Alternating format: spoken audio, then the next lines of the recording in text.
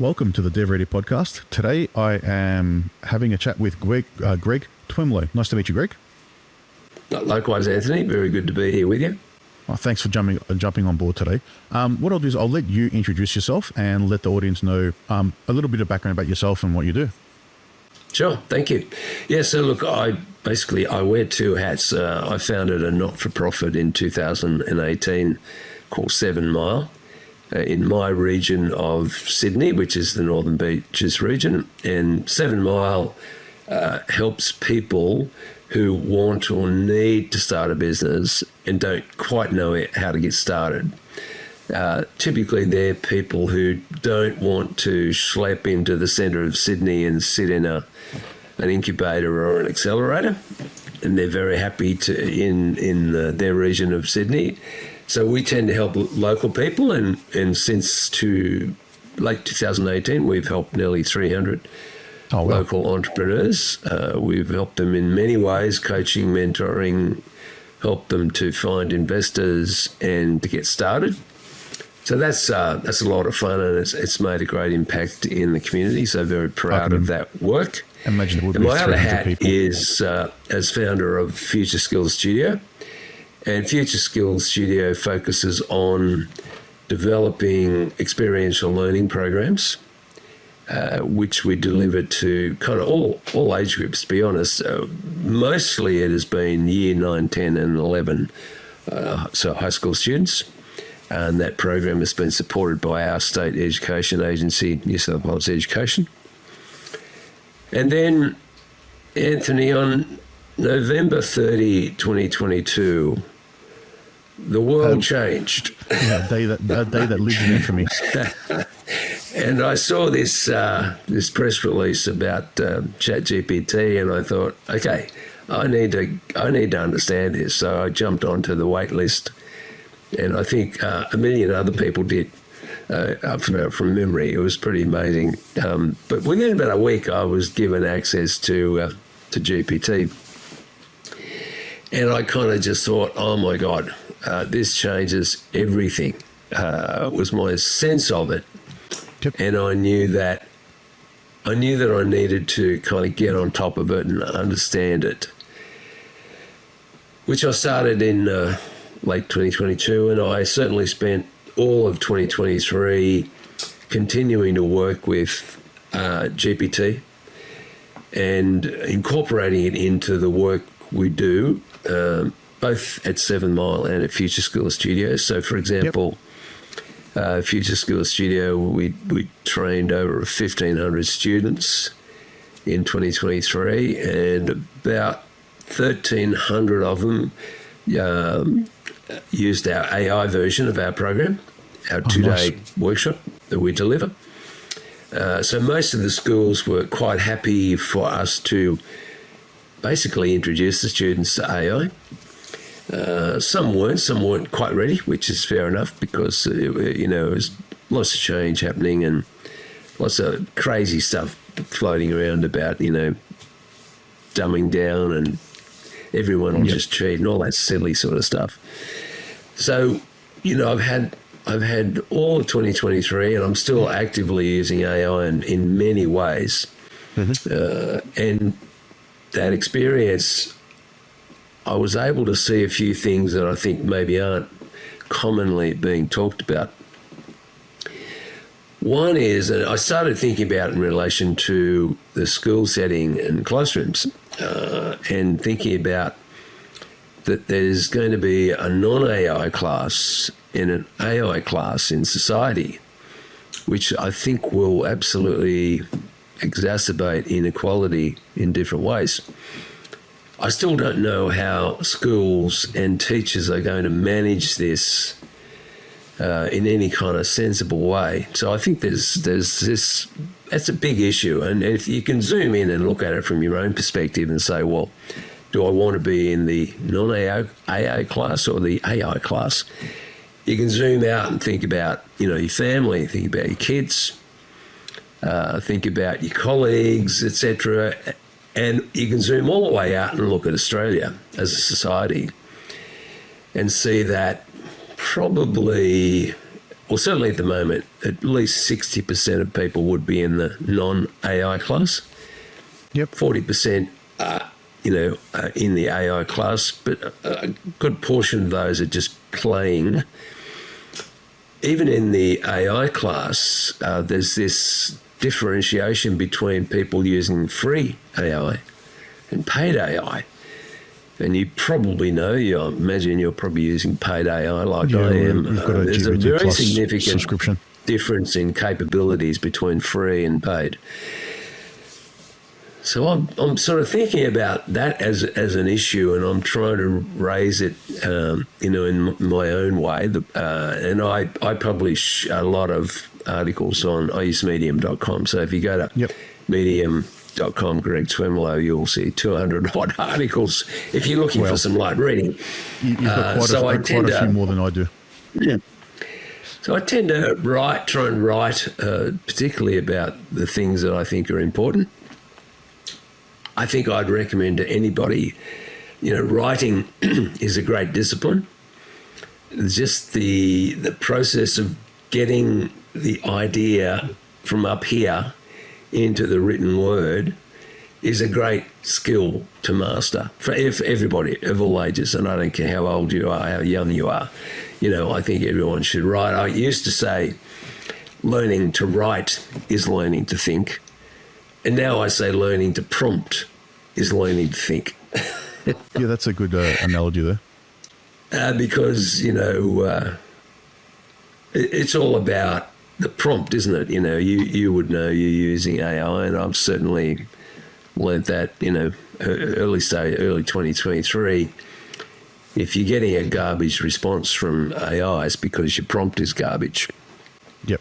So you have to learn how to prompt in order to get a good result from your experience with AI. But so that's one aspect of it that I've noticed last year that I've been thinking about, and like I say, particularly in schools, I have no idea how they're going to manage this.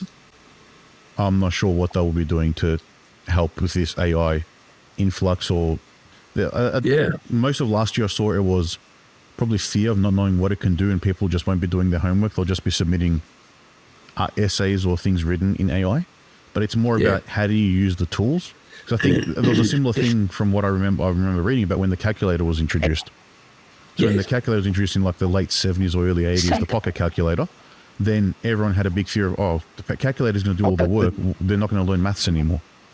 Yes, but you still learn the fundamentals. You just can achieve the answers quicker so you can get through more work. Exactly. Well, that was what I noticed last year too, was that in the schools that we used AI, the pace of the learning was much faster. Yep. And the depth of the learning was very different, So I saw AI having a very positive impact if it's used properly. And what we found also, because we introduced AI in a way, the program is built around problem solving business problems, basically. So the students were using AI for a very practical means, and they responded really well to that. And, we always did our post workshop surveys, and we had lots and lots of really positive comments from students saying basically they found that experience of using AI to solve problems was really, really good. So anyway, if you're a parent, I am a parent, my kids are grown, but if you're a parent with kids in particularly high school, you've got to think really deeply about whether you can find a way to give them access to paid AI. Because there's going to be students in that classroom who aren't using AI. Parents at home aren't really interested in it. They don't understand it. Teacher doesn't have time to teach them. There'll be students who are using free AI. But I would say if I was a parent of a high school student, I would do whatever it took to give my child a paid AI service. Yep, you see that much value. So that's one of the difference. things that came out of our work last year. The other thing, well, I've had, if you go to those Medium articles, you see I write an awful lot. But the other one that I think is really important, actually, is something that I call Breakout Autonomy. And the way I look at it is I think that AI, for the first time, literally in the history of humanity, has the potential to help everyone be autonomous. And what I mean by that is mostly through history, people are constrained in various ways. They may not have been, born into a middle-class family. They might have been born into a lower-income family. There's all kind of constraints on them all through life. Intelligent constraints, financial constraints, etc.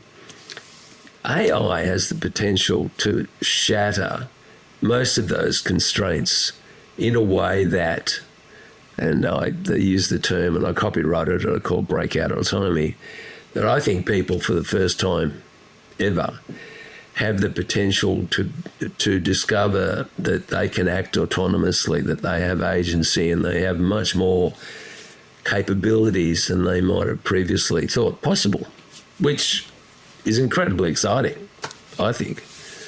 So, those are the sorts of things that I discovered last year, particularly through my extensive use of AI. It's a new frontier, putting it lightly. Sorry? It's a new frontier, really. Totally. Yeah, it is. It's exciting. I mean, it's terrifying. I used to say in the early days, it's simultaneously exhilarating and terrifying. Yep. And it probably still is in many ways because it's such early days. Yeah. So my journey with sort of the AI bit was I had access to OpenAI's GPT-2 at some point in early 2022. Oh, okay. And we were testing oh, cool, I can write some blog posts. And then that's all I thought of it. Okay. And then I ignored it. I knew it was there, but I forgot about it. And then the announcement came out on the 30th of November. I didn't really pay much attention to it. I knew it was coming, but to me it was something that helps you write blog posts. It wasn't, I wasn't exposed to that chat interface yet because the previous one wasn't really that sort of chat interface, which is what made it accessible to everyone. Then probably early January, I started using it, and it wasn't until using it consistently daily for 4 to 6 weeks where I started getting all these ideas on it's not just to write content. It's got all these different things that can help you with. I think the biggest thing I got out of it is it gives you other viewpoints because it's not telling you what you know. It brings up the things you don't know normally. So it's other things to think about. And I see it as more of an assistant, not a replacement. So it helps you do things quicker, gives you that first draft to work off without you having to then start with a blank page or a blank canvas, because that's generally the hardest bit. You find that you can be so much more productive, particularly when you're creating content. And I see it, the amazing thing about it is in many ways, well, firstly, it's 24/7, right? Yep. So if you wake up at 3 a.m. having had an epiphany, you can go to your keyboard and it's there ready to help you turn that epiphany into something more concrete, right? Yeah. So it's a collaborator. I think of it as my collaboration partner, and I have had just some of the most amazingly productive collaboration exercises with GPT. It's if you're a sole person, if you're on your own, run a one person business sort of thing, there's not a lot of people around you to help, right? So it's there to collaborate. It's there as your teammate. Yep. It can act as your mentor. It can give you, as you just said, honest, objective feedback. It's not going to blow smoke. It's going to tell you what it thinks. If you're younger, then it's your tutor. If your 15-year-old comes home from school having not understood the math lesson, she sits down with her favourite AI and says, hey, I want you to be my math tutor and help me to understand the process of calculating the volume of a sphere, which I couldn't understand today. And half an hour later, Yeah. she stands up and she's got it. You know, that sort of thing. And you can that is amazing. To explain it to a 6-year-old or a 10-year-old and dumb it down. Exactly. Yeah. So it's totally changed my life. I can honestly say that. And I'm not addicted. I'm not entirely reliant, but it is there whenever I need it. And my experience is that it has an amazing impact. Yeah, it does. Definitely impact is there. I don't think we're at the phase where it's the worst it's going to be, is what I like to tell people. It's so early that what you're using today is the worst it's ever going to be. So I can't imagine where it will get to, or when they release GPT-5, what capabilities that will actually have, or how much faster it will be, or how much more context they can have, or I'm not sure what the difference it will be. It's going to be a lot better. You can absolutely guarantee that, because, of course, it's not a one-horse race anymore. No. You know, OpenAI has got a bunch of pretty serious competitors. I just started this week. I signed up to a paid version of Claude. Okay. So we've got access to the Opus language model. Yep. And I'm finding that to be a really, really good. It has some limitations compared to GPT, so I'll probably keep both. I find Claude... They have different uses. It's some slightly different things, like custom instructions and those sorts of things. GPT still is a step ahead, but I found Claude with Opus 3 to be quite a good collaboration partner for writing. I find its prose is slightly better. It's still not perfect. GPT's grammar is pretty bad. My protocol is that I'll have a collaboration with GPT on something I'm thinking about. And together we've created 5,000 words, but I always parse it through Grammarly. Yeah, I do the same. And Grammarly cleans up a lot. I find the problem with using it straight for content is it uses words for the sake of using words at times. It does. It just pads out sentences that aren't necessary. The turns of phrases that it uses are, someone may use them, but it's not anywhere near what you would use or write in your style.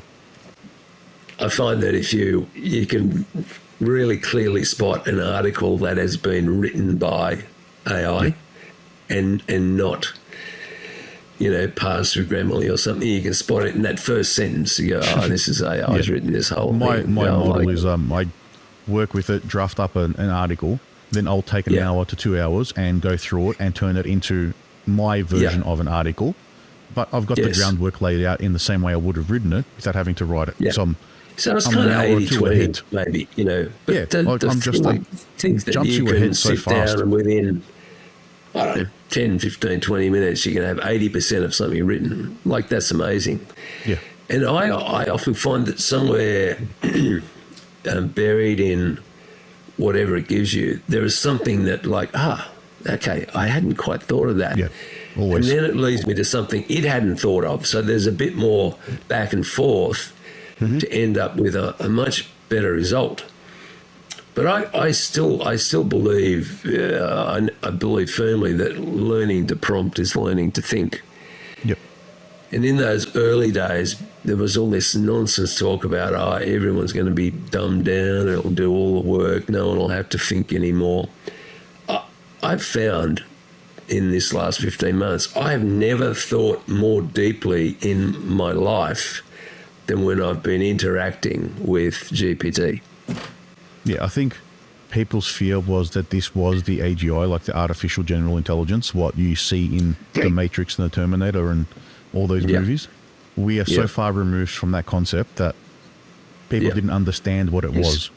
I've been telling people it's glorified autocomplete. That's all ChatGPT is at the moment. Pretty much just guesses the next words in a sentence. Yeah, that's my term of phrase that I've been telling people. We're nowhere near that general artificial intelligence that is a thing that can think on its own. It doesn't have context to what you're talking about. It doesn't understand what it's actually saying. It's just trying to please you with the words that it's giving. That's as dumbed down the way of saying that I can make it. It's trying to tell you what it thinks you want to hear. Yeah, it's trying to make you happy with its response. That's what it's been told to do. Yeah, but I still find that it prompts me almost daily, on a daily basis. It's like, I hadn't thought of that. And that leads me to something quite original that it hadn't thought of. And they all gets folded into what is a pretty good end result, So when I have an idea about something, so I've been thinking, particularly this week, I had a really great conversation with the CEO of a HR consultancy business last week, and she has kind of played with AI. So, just played, but doesn't really understand. And so I was talking to her about, how I might be able to help her. And I said, it's really important that you think about lifting the capability of your team together so that they're all, becoming more strong and more aware of how to leverage AI. And she sort of loved the idea. But what I actually realised from that conversation is this is an issue for every company, every CEO of a small to medium enterprise. I don't mean a one-person enterprise. Is that as a starting point, they're going to have to rewrite every job description. And they'll have to do that to integrate the role of AI in the job. Right, so if you're a marketing manager for a small agency, there was a position description, right? But that is now defunct. It has to be rewritten and incorporate the role of AI in that position and how that position delivers the desired outcomes, etc. So that's like a starting point. That's like, my God, there's 10 years worth of work for HR consultants just doing that. It's going to impact every part of business. Absolutely, so it creates incredible opportunities. I think most people don't quite appreciate the scale of the opportunities that are there now that they could be pursuing. So, it's exciting times. It definitely is.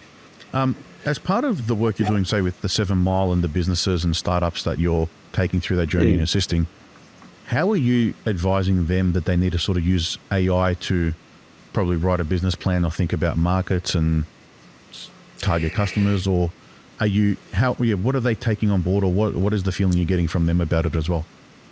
Well, I think it's an amazing research tool for someone starting out. They've got an idea, or they think they've got an idea. Previously you'd be using Google, right? The difference with Google is Google gives you information, GPT gives you knowledge. So I think as a research tool, we're encouraging people. Well, firstly, they've got to learn to use AI, right? So there's a learning curve for them. But I think it's an amazing mechanism for deep, high quality research. And then, of course, things about, working toward writing a business plan. Business plans seem to me like it's an artifact of the 20th century. I'm not quite sure. They are quite old. Things change so frequently. It's hard to keep them up to date. I guess, okay, let's say some sort of a plan, direction. That the entrepreneur can follow, keep themselves honest, and we as mentors can help them stick to their plan, overcome the barriers, work around a rock in the road, etc. The usual stuff that you would do in your work, I'm sure. And then, of course, the AI is an amazing tool to create the sort of marketing content. So most entrepreneurs, well, they could be a team of one, they could be, two or maybe even three, often technologists. So they're not so good with the spoken word, but of course AI makes them good. It makes them look legendary. AI will craft the deck for you. It'll write the script. It'll do a lot of that heavy lifting that takes so much time. And now it's just there. Yeah, you don't need a team of 10. Amazing productivity boost for entrepreneurs. Yeah, you don't need a team of 5 or 10 to support all of that anymore. You can do a lot more on your own. You don't need to hire a marketing person in the early days. Eventually, hopefully you do, but AI can fulfill a lot of the roles that, typically you either couldn't afford as an entrepreneur or that you had to, unfortunately spend money on, but now you don't have to. Exactly, yeah. It's a huge benefit. I think it does. It's amazing, absolutely amazing. But With a lot of, you know what, Anthony, a lot of people still just don't understand it. No, Like they they don't. just don't understand it. It's that divide, like you mentioned at the start, is going to be, it's bigger than people who knew how to use computers and don't. Like my father, no interest in computers. He was a trader, Sure. knows how to use a phone now, but Yes. I was using a computer in his house when I was 9. Or Right. 8. He was buying a computer and didn't know what it was. I remember he Didn't was know what telling the the hell guy it at the was, store, it's like, why do I need a mouse? I have them It running would around the make home. it would make his son happy. So Yeah, he didn't understand that. And he was telling the salesman, like, why do we need a mouse? I've got them running around the home, like, as a joke. He didn't understand what the mouse was. But yeah, he's starting to use a phone now, but I could say AI to him all day and he wouldn't know what I'm talking about. no, of course not. It's not. There always will be a percentage of people who are in the non-AI class, yeah, and there's for always that kind of obvious technology reason. Your gap. dad, will never need it. No. He's got a smart, technology competent son who will be using AI. There's a difference there, yeah. So that's fine. But I even say to people, I think potentially even grandparents do in a way have a responsibility when they're looking at their family unit and their children and their grandchildren aren't kind of jumping onto AI. The grandparents can be leaders, in a sense. They've got time. They can learn AI. They can encourage, the family to also take an interest. And there's so much. Even for young kids, I'm not sure why. Do you have kids, Anthony? Yeah, I've got 2 kids. I've got a 9 and a 6-year-old. So I will be exposing them to it. I've shown them how you can generate pictures and you know things what like a great, that. fun way to do it is to write fiction stories together. Yeah, I've done that with Let's them. take an idea and turn it into a little story that you can read to grandma and grandpa and, stuff. Yeah. So there's all kinds of fun ways to get started. But in terms of business, it's just incredible, I think. Yeah. In so that, many ways. in your mentoring, are you seeing a difference between sort of the tech-based founders versus the non-tech ones in their adoption of AI, or it's really just across the board? It's everyone's interested or they're not. Yeah, well, the tech guys and gals who are deeply technical, they just want to write code. Yeah, sounds like that. I mean, they still do. I mean, they're, of course, progressively coming to understand that they can actually have an AI, stream out a whole bunch, probably 80-20, like we discussed with writing, Yep. It can write 80% of the code of something, and then their job is to quality control that and plus add the other 20%. Yeah. Of course, the non-tech people are more interested in ideation, collaboration, innovating, that kind of stream of thinking. So I guess that's the difference I see. Yep. Yeah, so that probably aligns with what we know as well. If you're very technical, you're a developer and engineer, that's where your skills are. If you're on the other side, you're the entrepreneurial founder who is trying to rally the troops to follow an idea rather than pick up the picks and shovels and do it yourself. Yeah. Yep. Yeah, that's right. I mean, the non-tech founders, they have to hope that they strike a quality developer like your organization, because they can spend a lot of money and waste a lot of time if they get the wrong development partner. Yep. Happens all the time. Man. I've seen it numerous times. Yeah, we're a small business in Melbourne, and we've seen it so many times over our 16-year history. That's the whole reason, like I was mentioning earlier, that the podcast started. So in 1 week in 2019, we had 5 different founders approach us to work on their rescue projects, as we called them. Between the 5 of them, there was $1.4 million lost in development. And one person was on their 4th iteration. Oh, it's tragic. Yeah, so then that's when we thought, all right, this is the story we have to share on the podcast to help people understand that they're not the only ones going through this. And if everyone shares their story, hopefully some people can jump ahead of the queue and avoid those mistakes and make new mistakes that will move them forward.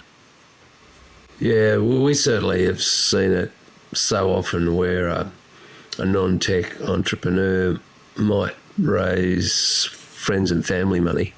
Yep. So they've got a pot of money, some size pot of money. and then they go searching for a tech partner. Yep. And it all turns pear-shaped, and, you know, money was flushed down. A situation you don't want to be in. I think when you're in that space a bit, it's the friends, family, and fools round, they call it. So they add in that fool statement. Well, that's a good point. the extra F.